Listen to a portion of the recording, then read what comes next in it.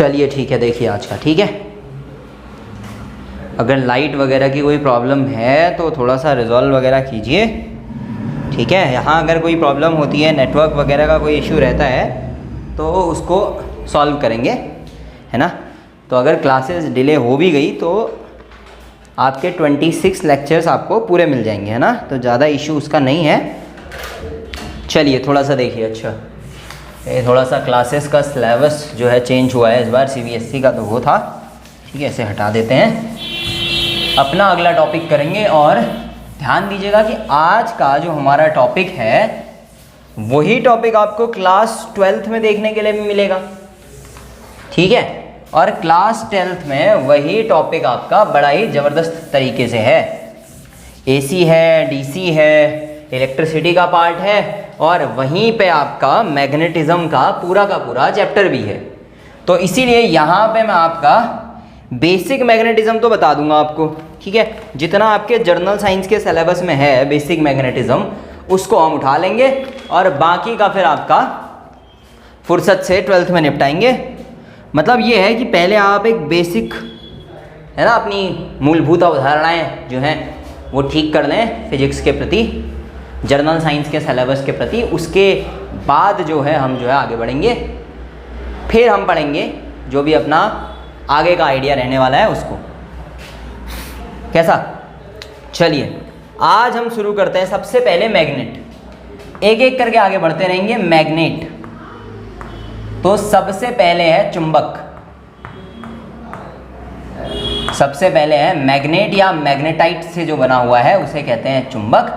मतलब एक तरीके से नॉर्मली अकरिंग सब्सटेंस है ना, नेचर में मिलता है। अच्छा, अब जरा ध्यान से दिमाग लगाइए, पूरी पीरियोडिक टेबल, अब पूरी जिसको याद है वो या पीरियोडिक टेबल सामने खोल के देखिए।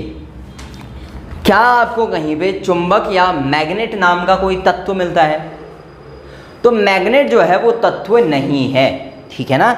अब इट में पॉसिबल कि बहुत जगह पे मैग्नेट अलग अलग रूपों में मिले। ऑक्साइड्स के फॉर्म पे मिलेगा। अब ऑक्साइड्स में अलग अलग तरीके के ऑक्साइड्स हैं, बहुत ज़्यादा नहीं जाना है आपको। बेसिकली चुंबक जो है ये आपका तत्व नहीं है, ये आपका एक अलग से मिश्रण भी हो सकता है, यौगिक भी हो सकता है, अलग अलग गुणों पे निर्भर करेगा चुंबक के। पर ये ध्यान रखिए कि चुंबक एक ऐसा सब्सटेंस है, ठीक है। चुंबक एक ऐसा सब्सटेंस है जो कुछ स्पेशल मेटल्स को, कुछ स्पेशल धातुओं को, विशिष्ट धातुओं को अपनी तरफ आकर्षित करने का गुण रखता है, ठीक है। मैग्नेट ऐसा सब्सटेंस है जिसके पास कौन सी क्वालिटीज़ हैं? किसी मेटल को अपनी तरफ अट्रैक्ट करने की क्वालिटीज़ हैं। तो वो कौन होगा? अपना मैग्नेट होगा। अब मैग्नेट पढ़ने के बाद आप देखते हैं बार मैग्नेट। तो एक बार मैग्नेट कुछ नहीं है, एक सिंपल सा इस तरीके से आपको शेप मिलेगा बार मैग्नेट का। ओरिजिनली आप इसे रेक्टेंगुलर शेप कह सकते हैं, बट अगर आप इसको 3D में देखेंगे तो ये कुछ ऐसा होगा, ठीक है। क्यूबॉइडल शेप इस तरीके से आपको देखने के लिए मिलेगा। एक बार मैग्नेट टुकड़ा होगा, ठीक है। सिंपली 1D में अगर आप देखेंगे तो ये क्या होगा आपका? ये आपका एक 2D फ्रेम ऑफ रेफरेंस में रेक्टेंगुलर शेप का होगा, आयताकार होगा। अदरवाइज एक घनाभ का शेप जो है वो बार मैग्नेट का होता है। बार मैग्नेट, उसके बाद आपका अलग अलग तरीके के चुंबक हैं। हमारा बेसिकली बार मैग्नेट ही दिया गया है। इसी बार मैग्नेट से ही हम अपनी बाकी की जो चीज़ें हैं वो भी पढ़ेंगे। तो ध्यान दीजिएगा कि बार मैग्नेट से चुंबकत्व की बाकी सारी अवधारणाएं भी हम पढ़ने वाले हैं, ठीक है। देखिए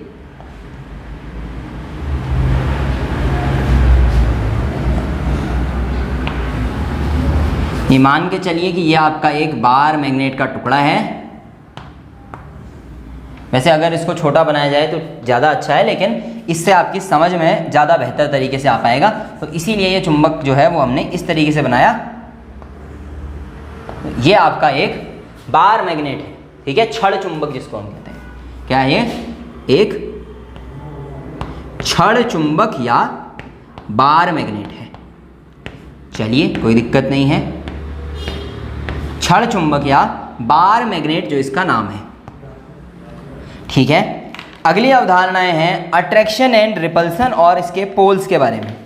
अब सुनिए, हर चुंबक दो ध्रुव रखता है, या एक तरीके से कहा जाए कि दो पोल्स को कंटेन करता है।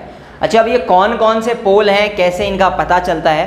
तो अगर किसी सामान्य चुंबक को धरती के साथ इस तरीके से लटका दिया जाए, फ्री फॉलिंग यूं लटका दिया जाए, तो क्या होगा? वह चुंबक एक विशिष्ट दिशा की ओर मुड़ जाता है, जो कि नॉर्थ पोल होती है या उत्तरी ध्रुव की तरफ मुड़ जाता है। ठीक है ना? उत्तरी ध्रुव की तरफ इशारा करने वाला चुंबक का हिस्सा उस चुंबक का नॉर्थ पोल होता है। तो ये वाला हिस्सा मान लीजिए उत्तर दिशा की तरफ इशारा करे, तो हम इसे कहेंगे नॉर्थ पोल या उत्तरी ध्रुव। और ये वाला हिस्सा अगर दक्षिणी ध्रुव की तरफ है, तो आप इसे क्या कहेंगे? आप इसे कहेंगे साउथ पोल, यानी कि दक्षिणी ध्रुव। किसका? चुंबक का दक्षिणी ध्रुव। चुंबक का उत्तरी ध्रुव और चुंबक का दक्षिणी ध्रुव। अर्थ के सापेक्ष भी आपको, धरती के सापेक्ष भी पता होना चाहिए कि जो हमारी धरती है उसमें भी दो पोल होते हैं, नॉर्थ और साउथ पोल। ठीक है? और यही डायरेक्शन भी होती है ऐसी। धरती के सापेक्ष दिशाओं का ज्ञान रिलेटिवली अर्थ के रिलेशन में अगर आप देखेंगे, अर्थ के रिस्पेक्ट में अगर आप देखेंगे, तो दिशाएं ऐसी होती हैं, नॉर्थ, साउथ, ईस्ट और वेस्ट। बार बार बात की है, ईस्ट वेस्ट ये नहीं बताता, नॉर्थ और साउथ जरूर बताता है। अब ध्यान से सुनिए, दो पॉइंट जो आपने बचपन से पढ़े भी होंगे और यहाँ पे आपको याद भी रखने हैं। एक जैसे पोल यानी कि उत्तरी ध्रुव और उत्तरी ध्रुव, या दक्षिणी ध्रुव और दक्षिणी ध्रुव, यानी कि एक जैसे ध्रुव अगर एक दूसरे के पास लाए जाएं, तो वो एक दूसरे को क्या करेंगे? रिपेल करेंगे। वो एक दूसरे को रिपेल करेंगे या प्रतिकर्षण शो करेंगे, यानी कि एक दूसरे को दूर धकेलेंगे। वहीं अगर आप क्या करें, नॉर्थ के साथ साउथ को ले आएं या दक्षिणी ध्रुव के साथ उत्तरी ध्रुव को ले आएं, यानी कि विपरीत ध्रुवों को ले आएं, तो ये एक दूसरे को क्या करेंगे? अट्रैक्ट करेंगे, आकर्षित करेंगे।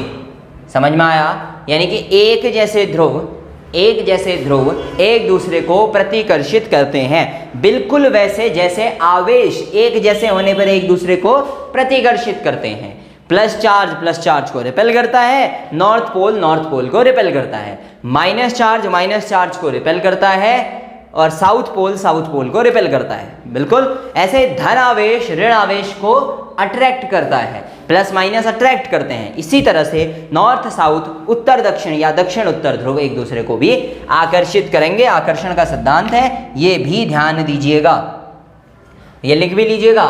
अगर किसी को याद नहीं है या थोड़ा सा बीच में विस्मृत हो गया था, दिमाग से उड़ गया था, तो लिख लीजिएगा। ठीक है?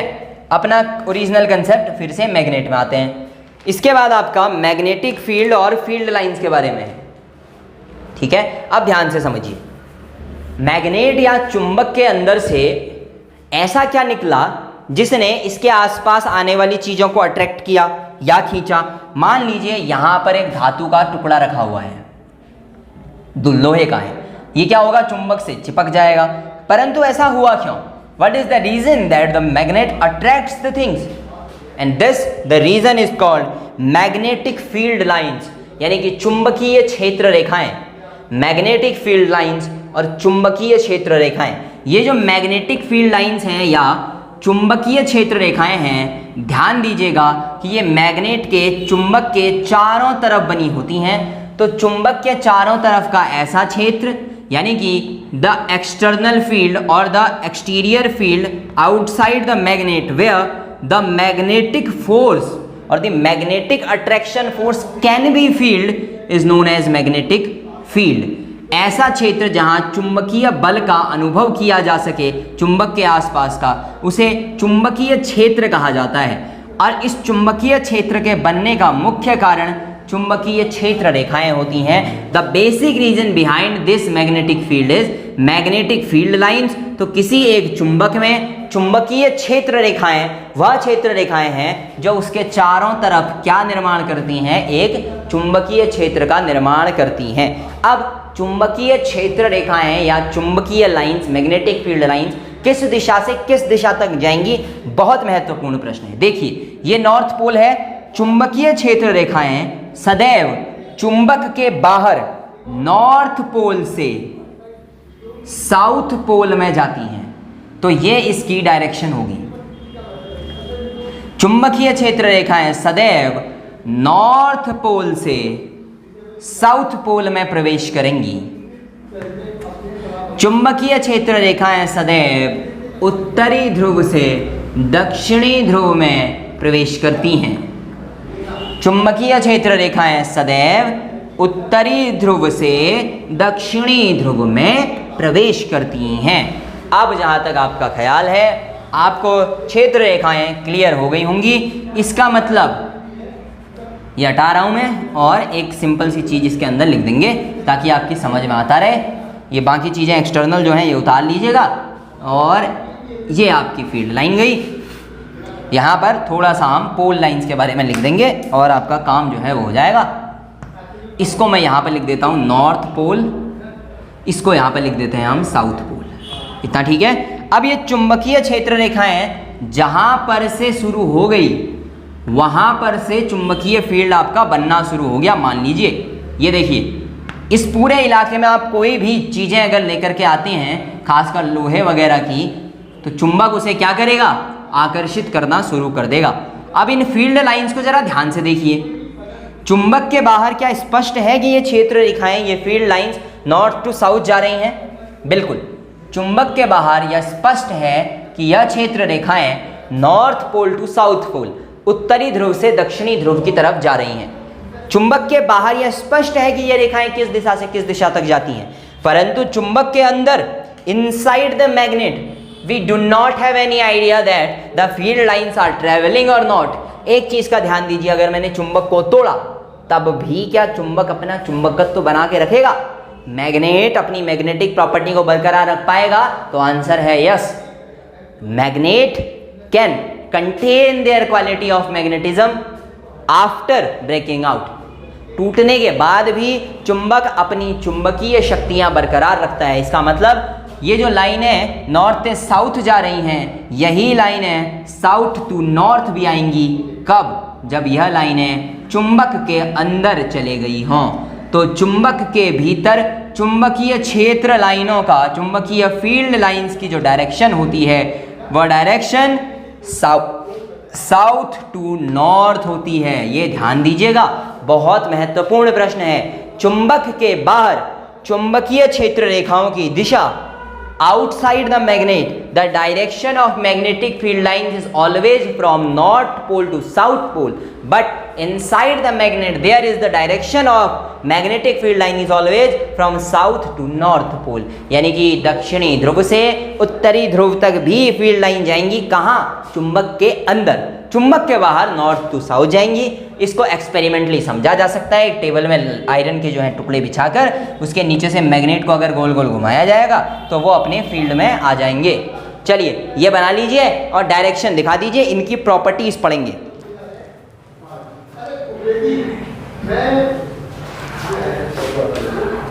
चलिए देखिए, अब अगर ये क्लियर है तो यहां से एक चीज, या एक तरीके से आप कहें तो कुछ बहुत चीजें आपको मैं यहीं से क्लियर कर दूं।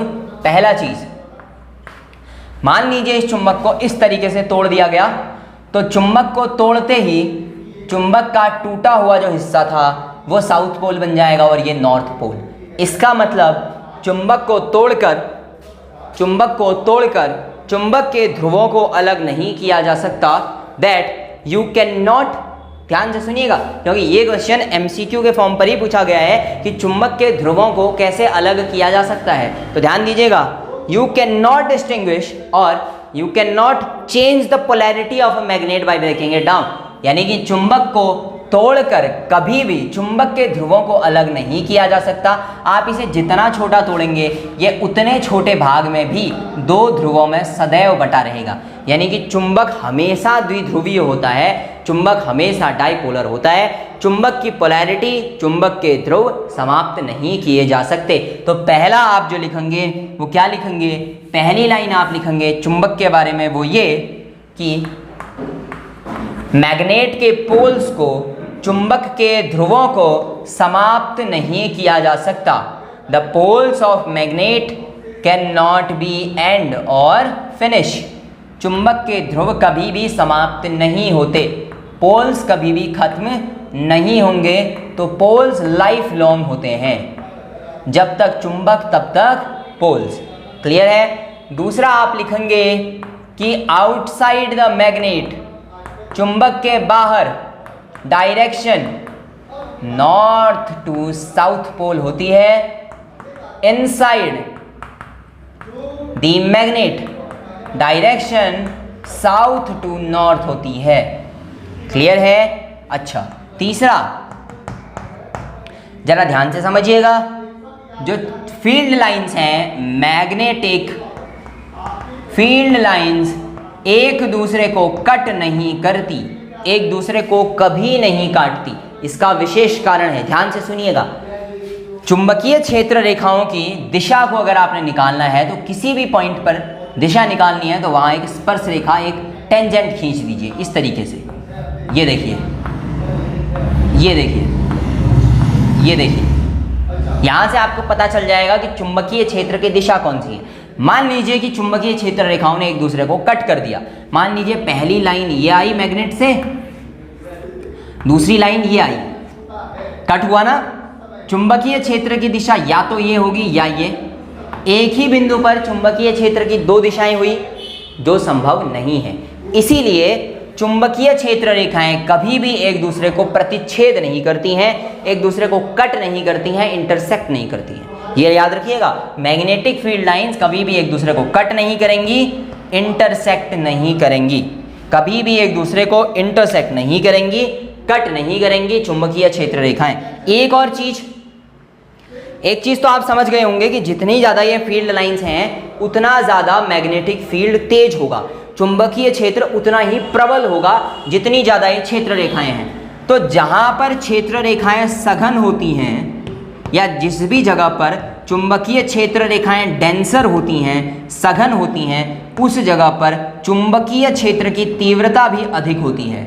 Denser the magnetic field lines more, समझ रहे हैं, ज़्यादा क्या होगा, ज़्यादा आपका जो फील्ड लाइंस हैं इनका प्रभाव होगा और ज़्यादा तीव्रता दिखाई देगी। तो एक चीज़ ध्यान दीजिएगा, यहाँ पर चुंबकीय क्षेत्र रेखाएं 4 लाइनें इतने बड़े क्षेत्र में है, यहाँ पर डेंसिटी देखिए कितनी ज़्यादा है चुंबकीय फील्ड लाइंस की। तो अगर आपसे कोई पूछे कि चुंबकीय क्षेत्र की तीव्रता, इंटेंसिटी ऑफ मैग्नेटिक फील्ड, या फिर आप एक तरीके से कहिए कि चुंबकीय क्षेत्र की प्रबलता, स्ट्रेंथ ऑफ मैग्नेटिक फील्ड कहां पर सबसे ज्यादा होगी, तो आप उसे बताएंगे कि देखो सबसे ज्यादा लाइंस पोल के पास एक दूसरे के नजदीक होती हैं, अतः पोल्स पर या ध्रुवों पर चुंबकीय क्षेत्र की तीव्रता सर्वाधिक होती है। पॉइंट उतार लीजिए, सघनता तीव्रता के साथ चलेगी तो चुंबकीय क्षेत्र की सर्वाधिक तीव्रता, चुंबकीय क्षेत्र की सर्वाधिक तीव्रता उसके ध्रुवों के पास होती है, उसके ध्रुवों के पास होती है। उतार लीजिएगा।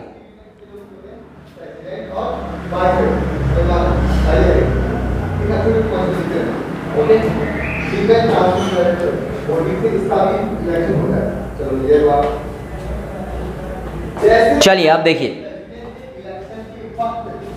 ये अपना आपका चुंबकीय क्षेत्र रेखाएं और उससे संबंधित जो है वो हुआ, चुंबक के बारे में हुआ थोड़ा बहुत, और इतने से आपके 1-2 क्वेश्चंस अगर छप गए तो बहुत ही बढ़िया है। इसके बाद से आपके फिर जनरल साइंस में क्वेश्चन नहीं आएंगे चुंबक से। संभावना है कि एक प्रश्न वो यहीं से पूछ दे कि चुंबकीय क्षेत्र रेखाएं एक दूसरे को कितनी बार काटती हैं, 1 बार, 2 बार, 3 बार, इनमें से कोई नहीं। तो आपका आंसर होगा इनमें से कोई नहीं, क्योंकि 0 बार काटती हैं, 0 ऑप्शन में है तो 0 टिक करेंगे। कैसा रहेगा? चलिए बहुत बढ़िया। हाँ, अब थोड़ा सा अर्थ्स मैग्नेटिक फील्ड, धरती का मैग्नेटिक फील्ड। अब थोड़ा सा इस कंसेप्ट को ऐसे समझिए, ये आपकी अर्थ है,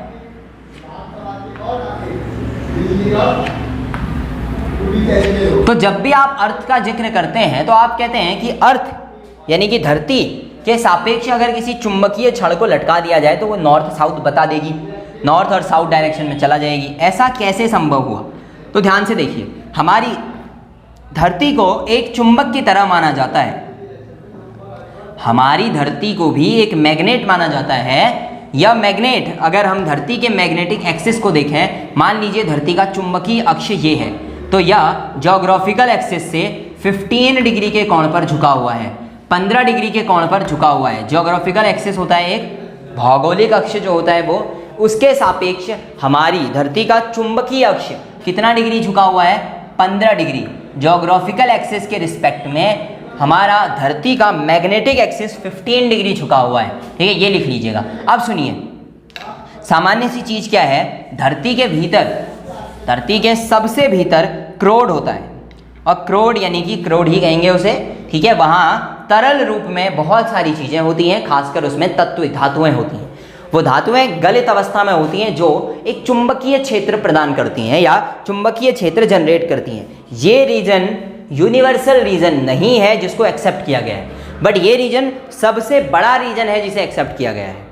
इस रीजन को सबसे ज़्यादा लोगों ने एक्सेप्ट किया है कि धरती का चुंबकीय क्षेत्र किस कारण से है? धरती के क्रस्ट में उपस्थित गलित धातुओं की वजह से है। धरती के क्रस्ट में उपस्थित अत्यधिक ऊष्मा और अत्यधिक दाब, very high temperature and very high pressure की वजह से अर्थ का सेंटर यानी कि अर्थ का केंद्र क्या हुआ है? बिल्कुल लिक्विफाइड फॉर्म पे है, जहां प्लाज्मा फॉर्म पे है, जहां अलग अलग धातुएं गलित अवस्था में रहती हैं, जिसकी वजह से चुंबकीय क्षेत्र पैदा होता है। तो धरती के चुंबकीय क्षेत्र को समझिएगा। अगर ये धरती है तो यहाँ नॉर्थ पोल है और यहाँ साउथ पोल।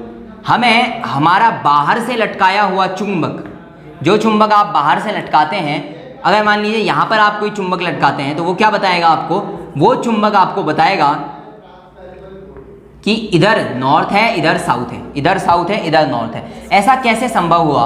तो ऐसा इससे संभव हुआ कि हमारी धरती का जो चुंबक है उसका दक्षिणी ध्रुव, ध्यान से सुनिएगा, हमारी धरती के भीतर जो एक चुंबक बना हुआ है प्राकृतिक रूप से, उसका दक्षिणी ध्रुव हमारी धरती के उत्तरी ध्रुव की दिशा में है, और उस अंदर वाले चुंबक का नॉर्थ पोल हमारी धरती के ओरिजिनल साउथ पोल की दिशा में है।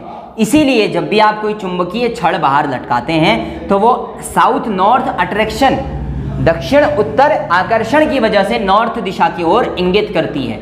इसका मतलब हमारी धरती का उत्तरी ध्रुव धरती के साउथ पोल वाले मैग्नेट की तरफ है, और south pole north pole of the magnet की तरफ है। जो बड़ी धरती हमारी है, धरती के अंदर इस तरीके से मान के चलिए कि उसकी वजह से एक मैग्नेटिक फील्ड बना, क्रोड की वजह से एक क्षेत्र बना, उसे आप एक बड़ा सा बार मैग्नेट मान सकते हैं जो धरती के भीतर लगा हुआ है। उसका दक्षिणी ध्रुव हमारी धरती के ओरिजिनल उत्तरी ध्रुव की तरफ है, और उसका उत्तरी ध्रुव हमारी धरती के दक्षिणी सिरे की तरफ है।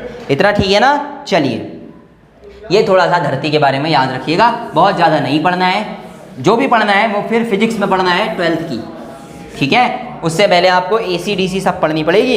वो यहाँ भी है, लेकिन ACDC में आपका जो है वही करा लूँगा, क्योंकि बिना ACDC आप तब पढ़ेंगे ना जब आप इस तार की वजह से इसके किसी बिंदु पर बल का अध्ययन करेंगे, कितना चुंबकीय फील्ड लगा।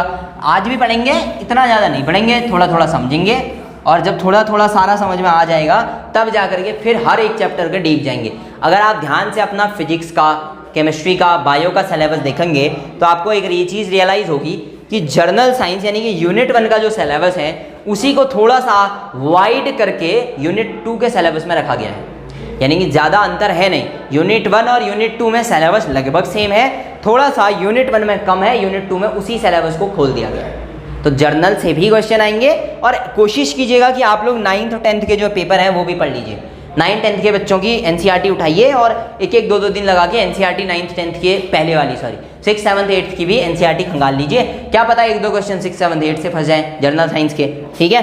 बेसिक क्वेश्चन जो अंदर NCERT क्या करती है, इस तरीके से आपके बॉक्सेस बना के चीज़ों को लिखे रहती है, उनको देख लीजिएगा, है ना? मिल जाए अच्छी बात है, अदरवाइज मैं आपको फिर भेज दूंगा उसके बाद ये, ठीक है? पहले आप खुद ढूंढिए, NCERTs ढूंढिए, फिर नहीं मिलती हैं आपको तो 2-3 लेक्चर्स के बाद मैं आपके लिए ये सारा कटआउट निकाल के एक PDF बना के अच्छी सी आपको भेज दूंगा। NCERT के, बिल्कुल NCERT के अंदर से भेजूंगा, इंग्लिश हिंदी मीडियम दोनों के लिए, ठीक है? अगर मिल जाता है तो खुद से ढूंढने की कोशिश ज़्यादा कीजिएगा, क्योंकि बुक सामने होगी तो ज़्यादा याद रहेगा आपको एज़ कम्पेयर टू आपके क्या जो PDF से आप पढ़ेंगे उससे। चलिए, अब हम थोड़ा सा चुंबकत्व के बारे में पढ़ते हैं। देखिए होता क्या है, इलेक्ट्रिसिटी चुंबकीय धारा, जो विद्युत धारा है वो चुंबकीय क्षेत्र पैदा करती है, ठीक है? मतलब अगर कहीं इलेक्ट्रिसिटी फ्लो हो रही है, विद्युत धारा का प्रवाह हो रहा है, तो ये मान के चलिए कि उसके आसपास क्या होगा, चुंबकीय क्षेत्र जनरेट होगा। ऐसे समझिए, plus minus plus minus plus minus एक बैटरी है, और इस बैटरी को आपने एक पतले से सीधे वायर से जोड़ दिया। ये मान लीजिए आपका एक वायर है AB, ये आपकी बैटरी है प्लस माइनस, यहाँ पर एक कुंजी लगा दीजिए, एक की लगा दीजिए और इसे आपने ऑन कर दिया। अब जरा ध्यान से समझिए, प्लस से माइनस की तरफ विद्युत धारा का प्रवाह होगा, हुआ। इस तार में जो AB वायर आपने लगाया इसमें भी प्रवाह होगा। इस तार के आसपास अगर आप कंपास लेकर आते हैं, चुंबकीय सुई लेकर आते हैं, तो आप देखेंगे वो हिलने लगेगी। मतलब यहाँ चुंबकीय ध्रुव या एक तरीके से कहें चुंबकीय क्षेत्र पैदा हो गया है, जिसे कहते हैं कि विद्युत धारा की वजह से चुंबकीय क्षेत्र पैदा होता है। Magnetic field due to electric current या due to flow of electricity, विद्युत धारा के प्रवाह के कारण भी क्या होता है, चुंबकीय क्षेत्र पैदा होता है। अब जरा ध्यान से देखिए, यहाँ जो चुंबकीय क्षेत्र होगा वो ऐसा होगा, ऐसा जनरेट होगा किसी भी एक पॉइंट के सापेक्ष अगर आप लेंगे तो, ठीक है ना। और अगर आप इसको ध्यान से देखेंगे तो ये कुछ इस तरीके से जाएगा। मुझे कैसे पता ऐसे ही जाएगा, ऐसे क्यों नहीं गया, इसके लिए नियम है, समझ रहे हैं। वो नियम आपके सिलेबस में दिए गए हैं, फ्लेमिंग के बाएं हाथ का नियम, फ्लेमिंग्स लॉ, फिर बाकी नहीं दिए हैं वो भी मैं बताऊंगा, स्क्रू ड्राइवर वगैरह के नियम। चलिए इस वाले कंसेप्ट को जरा शुरू करते हैं। पहला, magnetic field due to the electricity in straight wire, सीधे तार में विद्युत धारा के प्रवाह के कारण चुंबकीय क्षेत्र। क्या, magnetic field due to current in straight wire, एक सीधे तार में विद्युत धारा के प्रवाह के कारण उत्पन्न चुंबकीय क्षेत्र। अब मैं यहाँ पे पूरा सर्किट नहीं बना रहा, केवल एक सिंपल सा सीधा साधा तार बना देता हूँ। समझ लीजिएगा कि इसमें इलेक्ट्रिसिटी का प्रवाह हो रहा है, विद्युत धारा क्या हो रही है, फ्लो कर रही है। जरा ध्यान से देखिए, इसमें विद्युत धारा का प्रवाह हो रहा है। चलिए मैं आपको विद्युत धारा की दिशा दिखाता हूँ। ये देखिए, यहाँ से आपने सर्किट जोड़ा होगा पूरा, एक इसमें इस वाले में दिखा दीजिए, बाकियों में सर्किट नहीं दिखाएंगे फिर। ये देखिए, इस तरीके से आपने सर्किट बना दिया, एक इलेक्ट्रिक सर्किट। अब क्योंकि धारा यहाँ से ऊपर बह रही है तो इसका मतलब प्लस टू माइनस फ्लो होगा, ये आपका प्लस, ये आपका माइनस।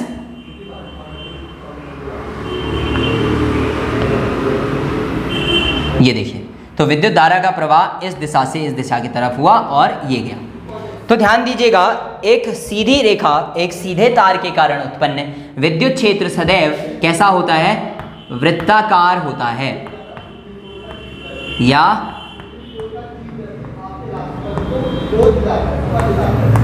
सर्कुलर होता है। ध्यान दीजिएगा, कैसा होता है, वृत्ताकार होता है या सर्कुलर होता है। मान लीजिए इस क्षेत्र, इसकी वजह से मुझे निकालना हो तो आप देखेंगे कि इसके चारों तरफ ऐसे एक मैग्नेटिक फील्ड जनरेट हो जाएगा।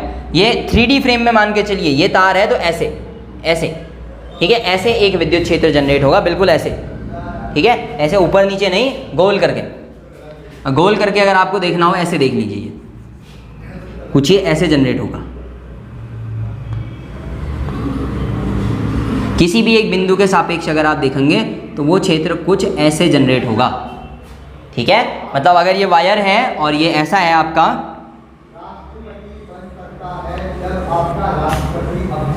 यहाँ से अगर विद्युत धारा ऊपर की तरफ जा रही है तो इसके चारों तरफ जो विद्युत क्षेत्र बनेगा वो ऐसे बनेगा, मैग्नेटिक फील्ड बनेगा तो वो ऐसे बनेगा, ठीक है, वो कुछ इस तरीके से बनेगा, ठीक है। ये बिल्कुल उसके चारों तरफ गोल गोल बनेगा, किसी एक पॉइंट के सापेक्ष चारों तरफ गोल गोल बनेगा।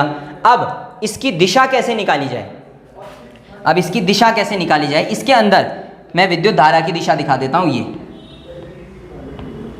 ये विद्युत धारा की दिशा है, तो आपको कुछ नहीं करना है, कुछ भी नहीं करना है, ठीक है। अब इसके इसमें अपने दोनों रूल्स हैं तो दोनों पढ़ेंगे। चलिए सबसे पहले आपको क्या करना है, कुछ नहीं, सिर्फ अपना राइट हैंड उठाना है। It's a right hand law, ऐसे आपको राइट हैंड रखना है, जहां विद्युत धारा जा रही है उस दिशा में अंगूठा जो है वो लगा देना है, ये विद्युत धारा की दिशा और अंगूठा, और ऐसे पकड़ लेना है ये। तो अगर यहां ऐसे धारा जाए तो ऐसे पकड़ लीजिए, ऐसे धारा जाए तो ऐसे, नीचे को धारा जाए तो ऐसे, अंगूठा नीचे। ये जैसे आपने पकड़ा, अगर ये विद्युत धारा की दिशा है तो चुंबकीय क्षेत्र रेखाओं की दिशा आपके उंगलियों के साथ चलेगी। जिस दिशा में उंगलियां जा रही हैं उस दिशा में। अगर आपने ऐसे पकड़ा तो उंगलियां इस दिशा में जा रही हैं, ऐसे घूमेगा। ये ऐसे पकड़ा, ये अंगूठा, ये उंगलियां ऐसे घूम रहा है, तो इसका मतलब the direction of magnetic field ऐसी होगी। ये देखिए, तो यहां पे इस वार को पकड़िए, ये घुमा दीजिए, ये देखिए, ठीक है। इसके अलावा एक और बड़ी अच्छी मेथड है स्क्रू ड्राइवर मेथड, या स्क्रू ड्राइवर मेथड, या स्क्रू ड्राइवर जो पेंचकस होता है उसकी मेथड। कुछ नहीं करना है, स्क्रू ड्राइवर को पकड़ना है और जिस दिशा में विद्युत धारा जा रही है उस दिशा में पकड़िए और फिर घुमा दीजिए। ऐसे तो घुमाएंगे, ये ऐसे, तो जिस दिशा में स्क्रू ड्राइवर का हैंडल घूम रहा है उसी दिशा में विद्युत धारा जाएगी। उसी दिशा में क्या होगा, विद्युत धारा जाएगी। तो घड़ी अगर आप ऐसे रखेंगे, ऐसे है ना, ऐसे रखा हुआ है, तो आपकी ऐसे जो है घड़ी बहेगी। तो ध्यान दीजिएगा, स्क्रू ड्राइवर डाउन डायरेक्शन की तरफ ज़्यादा बेहतर बताता है। ऐसे मान लीजिए एक ऐसे जो है फील्ड आपका लगा हुआ है, नीचे की तरफ विद्युत धारा जा रही है, करंट जो है वो ऐसे जा रहा है, तो स्क्रू ड्राइवर लगाइए और घुमा दीजिए। जहाँ की तरफ स्क्रू ड्राइवर जाएगा वहाँ की तरफ विद्युत धारा की आपकी दिशा भी होगी। इतना ठीक है, वहाँ की तरफ विद्युत धारा की दिशा होगी। ये आपका magnetic field due to current in straight wire, एक सीधे तार की वजह से चुंबकीय क्षेत्र है। और उसकी दिशा ज्ञात करने के लिए दो नियम है, एक तो राइट हैंड थंब रूल और दूसरा आपका स्क्रू ड्राइवर रूल। ठीक है, आपके सिलेबस में ये दोनों लिखे नहीं हैं लेकिन पूछा जा सकता है। ये तो आपका एक काम रहा, ठीक है। अच्छा, ये उतारा था, उतार लीजिएगा, हैं, चलिए।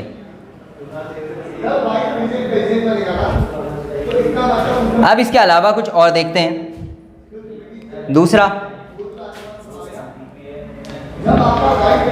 दूसरा है magnetic field due to circular wire. अब आपने कहा सीधा तार ना रख करके एक तार घुमा दिया। कैसे घुमाया जरा देखिए। ये एक बैटरी थी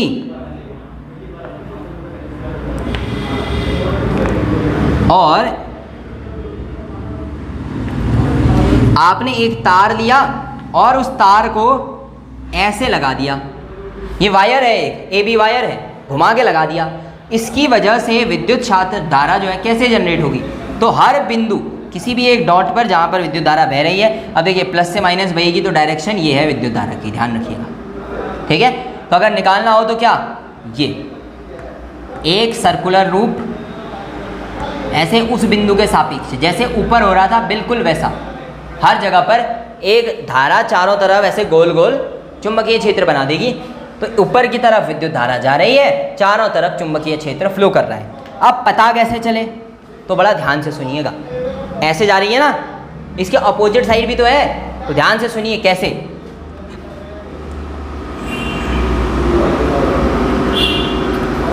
हर चुंबकीय वृत्त यानी कि विद्युत धारा जिस भी सर्कल से आप फ्लो कर रहे हैं, वह सर्कल एक चुंबकीय प्लेट की भांति, एक चुंबकीय डिस्क की भांति व्यवहार करता है। किसकी भांति व्यवहार करता है, मैग्नेटिक डिस्क की भांति व्यवहार करता है। अच्छा, इसमें भी मैग्नेटिक फील्ड कैसा है, सर्कुलर, इसमें भी सर्कुलर। इसमें मैग्नेटिक फील्ड में सीधे सीधे इसमें हर बिंदु पर बन रहा है, इसी तरीके से बनेगा। दिशा क्या होगी, कौन सी दिशा होगी, ये तो पढ़ना पड़ेगा। अब जरा ध्यान से देखिए, इसमें दिशा निकालने का एक सामान्य तरीका है। पहली चीज मान के चलिए, पहला क्वेश्चन, ऐसा अगर सर्कुलर वायर हो तो चुंबकीय क्षेत्र किसकी तरह होगा, तो आप कहेंगे जैसा एक चुंबकीय डिस्क की वजह से होता है वैसा।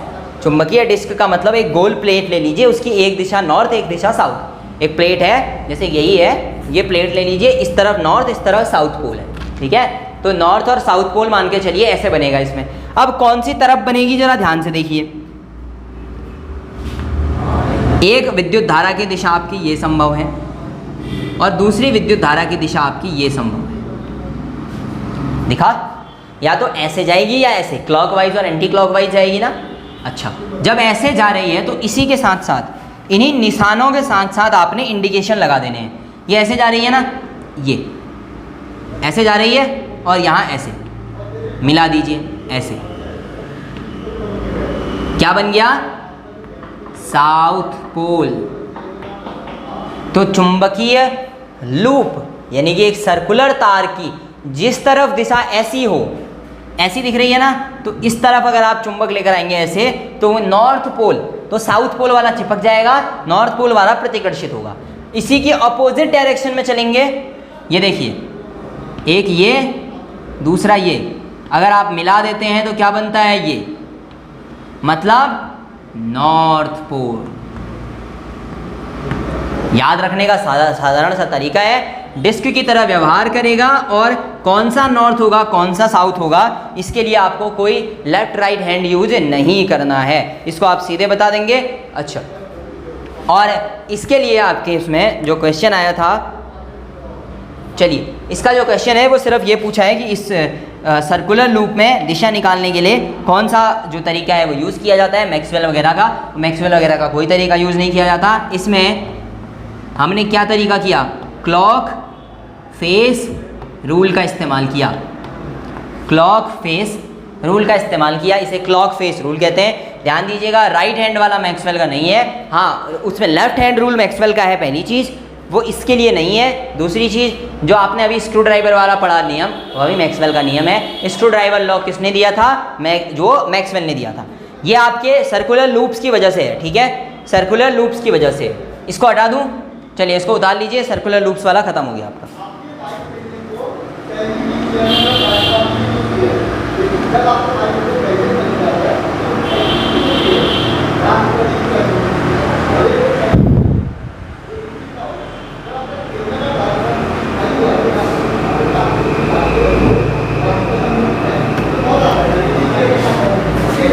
अब देखिए, तीसरा जो आपके सिलेबस में अलग से लिखा भी गया है और ज़रूरी भी है, वो है सोलेनॉइडल। ठीक है, तीसरा क्या है, सोलेनॉइडल।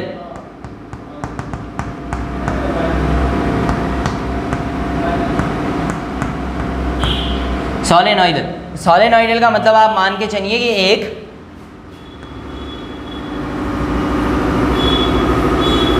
इस तरीके की एक रिंग है और इसको आपने विद्युत क्षेत्र से जोड़ दिया, प्लस माइनस, या आपने जोड़ दिया, यहां से विद्युत धारा निकलेगी। तो ये देखिए, दिखा, विद्युत धारा बिल्कुल घूमते हुए जाएगी ना ऐसे। तो अगर आप ध्यान से देखें तो इस तरफ साउथ, इस तरफ नॉर्थ, सॉरी यहाँ से देखिए ज़रा, ये आपने मिलाया, ये देखिए, ये साउथ और यहाँ पे आपका नॉर्थ पोल बनेगा। ठीक है, मतलब ऐसा होगा कि सोलेनॉइडल की कोई एक दिशा अगर साउथ पोल बना रही है तो दूसरी दिशा नॉर्थ पोल बनाएगी। जो भी दिशा है वो विद्युत धारा के साथ साथ चलेगी। अब आपको सोलेनॉइडल की वजह से पढ़ना है, तो चलिए सोलेनॉइडल देखते हैं। सोलेनॉइड के बारे में आप एक चीज़ देखिए, सबसे पहले तो आप एक लूप इस तरीके से बना लीजिए, ये आपकी सोलेनॉइड है, ये तो यहां से धारा गई और धारा चलते रहेगी, हर लूप से धारा आगे बढ़ेगी और बाहर हो जाएगी। ऐसी परिस्थिति में पहली चीज तो आपको ध्यान रखना है, सोलेनॉइड कैसा, एक दंड या छड़ चुंबक की भांति व्यवहार करता है, एक बार मैग्नेट की तरह व्यवहार करती है। सोलेनॉइड जो है, परिनालिका जो है, हिंदी वाले लिख लीजिएगा, सोलेनॉइड को परिनालिका कहते हैं, है ना, परिनालिका, याद रखिएगा। परिनालिका जो है, विद्युत परिनालिका, वो एक बार मैग्नेट की तरह व्यवहार करती है। बार मैग्नेट जो स्टार्टिंग में पढ़ा था, north pole to south pole वाला, north pole to south pole वाला वो जो मैग्नेट है वो, अब ये एक एक ऐसे ऐसे फेज बनते जाएंगे, ठीक है ना। तो एक तरफ नॉर्थ पोल बन जाता है, एक तरफ नॉर्थ पोल बन जाता है, एक तरफ साउथ पोल बन जाता है, एक तरफ नॉर्थ पोल बन जाता है, एक तरफ साउथ पोल बन जाता है। डिपेंड करता है मैग्नेट का जो विद्युत धारा का डायरेक्शन है वो कैसा है। जैसे अगर मैं इसमें विद्युत धारा के दिशा में ही बनाने की कोशिश करता हूँ, ठीक है, जैसे विद्युत धारा जाएगी वैसे वैसे मैं दिशाएं बनाने की कोशिश करता हूँ। जो गोल वाला बनाया था उसके सापेक्ष बनाना शुरू कीजिए। जरा इसमें देखिए, ये उसके बाद ये मिलाएंगे तो ऐसा, मिलाएंगे तो ऐसा, तो ये आपका साउथ पोल बना। ये ऐसा है, हाँ ऐसा, ये एन नहीं होता, एन ऐसा होता है, ध्यान दीजिएगा, उल्टा एन नहीं है, वो ऐसा है। ये आपका साउथ बन रहा है एज डायरेक्शन ऑफ इलेक्ट्रिसिटी, विद्युत धारा की दिशा के सापेक्ष। अगर करंट उस तरफ से आ रहा हो तो उस तरफ बन सकता है, कोई बड़ी बात नहीं है। अब इधर से जाइए, अब जरा आप यहाँ देखेंगे, यहाँ भी तो सर एस की तरह ही दिख रहा है। ये एस की तरह नहीं है, क्योंकि पहले करंट जो आया वो ऐसे आया, यहाँ से निकला, ये आया ना, ये आया पहले करंट ऐसे, फिर बाहर निकला। तो यहाँ जो करंट बनेगा इसका अपोजिट डायरेक्शन बनेगा, कैसा, ऐसा, ये ऐसे इस तरीके से बनेगा आपका नॉर्थ, ऐसे यहाँ से आएगा और यहाँ से बाहर निकल जाएगा, ठीक है ना।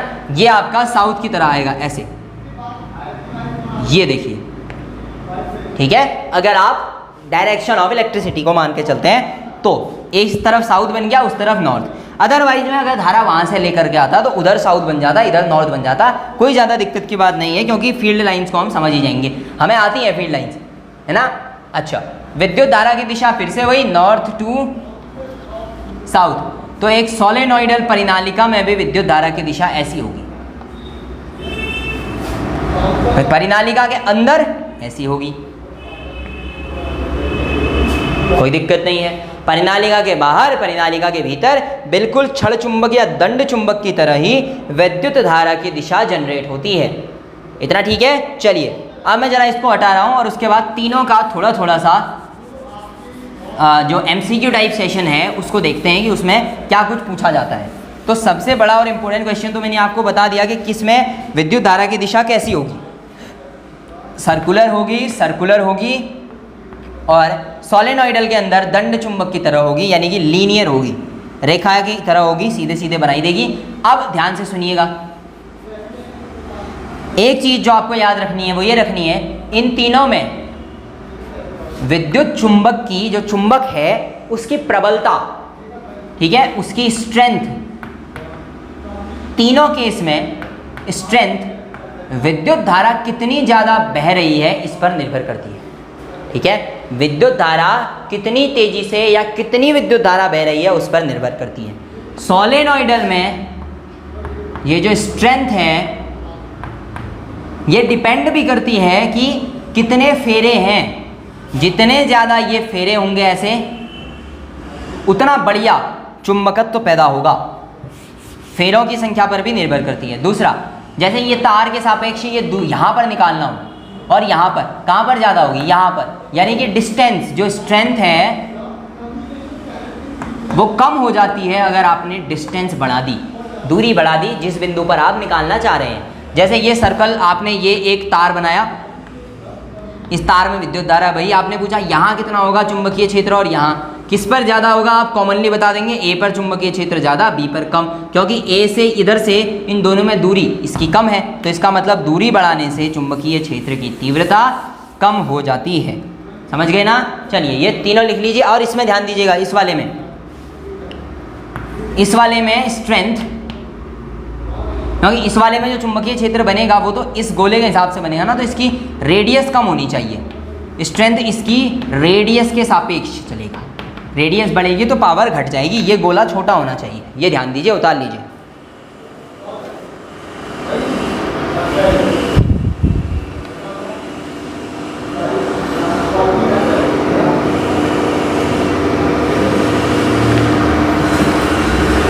चलिए अब समझिए अगला कंसेप्ट, उससे प्रश्न भी पूछे जाते हैं। सोलेनोइडल के बारे में ही बात करेंगे। सोलेनोइडल या परिनालिका के भीतर हम क्या करते हैं, या जब भी हम विद्युत चुंबक बनाते हैं, कोई इलेक्ट्रोमैग्नेट बनाते हैं, तो हम इलेक्ट्रोमैग्नेट में क्या करते हैं, एक मेटल का ऐसा पीस ले लेते हैं, टुकड़ा, और स्पेशली ये टुकड़ा हमारा जो होता है ये होता है सॉफ्ट आयरन का, सॉफ्ट आयरन, कॉमन जो लोहा है हमारा, कोमल सा लोहा, उसका टुकड़ा होता है, और इसके चारों तरफ इस तरीके से मैग्नेटिक फील्ड जनरेट करने के लिए एक करंट वायर लगा देंगे और ये जो है ये क्या जनरेट करेगा, इसके अंदर इलेक्ट्रिसिटी की वजह से मैग्नेटिक फील्ड जनरेट होगा। This is the magnetic field phenomena due to electricity. तो विद्युत धारा की वजह से चुंबकीय क्षेत्र का पैदा होना इलेक्ट्रोमैग्नेटिज्म है और वो यहाँ पे पैदा हुआ। अब ध्यान दीजिए, सॉफ्ट आयरन यूज़ करते हैं और एक चीज़ स्टील, इसका बिल्कुल भी यूज़ नहीं करते। ठीक है, स्टील का कभी यूज नहीं होगा, सॉफ्ट आयरन का मैक्सिमम यूज होगा, क्योंकि जैसे ही इलेक्ट्रिसिटी कट हुई सॉफ्ट आयरन अपना मैग्नेटिक फील्ड छोड़ देता है, पर स्टील नहीं छोड़ता। स्टील परमानेंट मैग्नेट बन जाएगा। तो अगर कभी तुमने ये कर दिया कि इलेक्ट्रिसिटी दी और कट करने की कोशिश की और कट नहीं हुआ, तो तुम्हारा ये चुंबक बना रहेगा और इसका यूज स्पेशली ऑन मोटर में किया जाता है। तो अगर बाय द वे कभी इलेक्ट्रिसिटी कट की तो मोटर के अंदर क्या होगा, मोटर के अंदर इलेक्ट्रिसिटी बंद करने के बाद भी घूर्णन होता रहेगा या वो घूमती रहेगी due to the magnetic field, ये इलेक्ट्रिक फील्ड की वजह से। ह्यूमन बॉडी के अंदर दो पार्ट हैं जिनका अपना मैग्नेटिज्म होता है, जिनमें चुंबकत्व होता है। ये प्रश्न पूछा है कि ह्यूमन बॉडी के कौन से पार्ट मैग्नेटिक फील्ड जनरेट कर सकते हैं, तो ह्यूमन बॉडी के, इंसानी शरीर के दो पार्ट हैं। पहला है ब्रेन, मस्तिष्क चुंबकीय तरंगें पैदा करता है, और दूसरा है हार्ट यानी कि दिल, जो मैग्नेटिक फील्ड जनरेट करता है। ये दोनों जो हैं आपके, ये मैग्नेटिक फील्ड जनरेट करते हैं, ब्रेन और हार्ट। ठीक है, तो ये आपके जितने भी क्वेश्चन इस चैप्टर से पूछे हुए हैं वो सारे के सारे क्वेश्चन इतने टॉपिकों से आपके क्लियर हो जाएंगे। बाकी का जितना भी बेसिक्स के बाद आता है आपका, जितने भी लॉज आएंगे वो सभी, स्पेशली फ्लेमिंग का जो लॉ है वो सब आपका तब आएगा जब आप मैग्नेटिक फील्ड, इलेक्ट्रिक फील्ड, साथ में फोर्स, तीन चीज़ें एक साथ पढ़ेंगे। फिलहाल के लिए इतना काफ़ी है, आज का इतना चैप्टर आपका काम कर जाएगा। ठीक है, चलिए फिर अगली वीडियो में मिलेंगे। Well, thank you, till next video.